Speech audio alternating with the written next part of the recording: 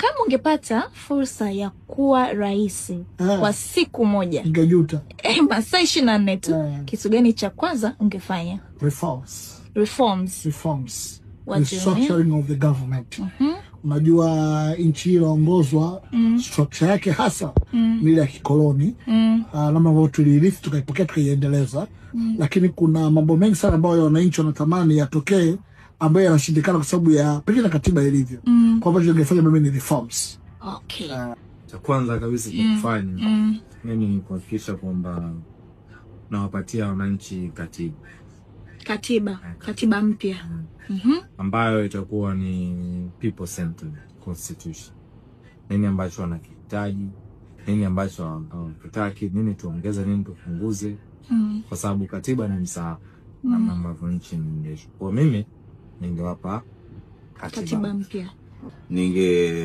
Of course serikali yangu kwanza ingekuwa na kipaumbele kwenye kuboresha maisha ya watu, lakini pia ningebana matumizi.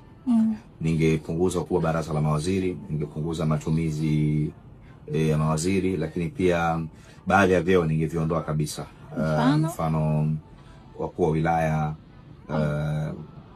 ningejitahidi zaidi kazi nyingi za wilaya kuzifanya mkurugenzi. Na hisi angefit kwenye majukumu mengi. Kwa mimi kwangu ningepunguza matumizi mengi sana serikalini. Na V8 nini? Mtu baadhi ya viongozi nunulia bajaji za umeme safi kabisa wanafika kwenye maeneo yao. Ningelini na hilo, kupunguza matumizi ya serikali ili kuboresha maisha ya watu.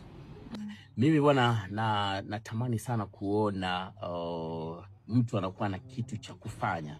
Kwa maana ya kwamba mtu anakuwa na utaalamu wa kufanya. Unajua kila mtu ana kipaji ambacho amejaliwa na Mungu. Sawa, lakini kukiona hicho kipaji inabidi awepo mtu ambaye anaweza kukifuatilia vizuri. Natamani kila mtu angepata elimu ya VETA. Umeelewa? Yaani kila mtu angepata elimu ya VETA. Kwa sababu sisi tuna utaratibu sisi binadamu tuna utaratibu kwanza wa kupata muda wa kupanua uelewa wetu. Mimi ninaamini mtu anapofika mpaka form 4, hata kama atazungusha atapata 0, lakini uelewa wako unapanuka kidogo. Ningeweka elimu ya VETA ingekuwa lazima. Sawa? Kwa maana kwamba mtu akitoka pale tayari ana utaalamu wa kufanya kitu kuliko hii akili ya kila mtu kuwaza kuajiriwa. Mimi hiki kitu nisinge ya kuajiriwa mawazo ya namna hii ningeweka pembeni. Nguvu kubwa ningeweka kwenye elimu ya VETA.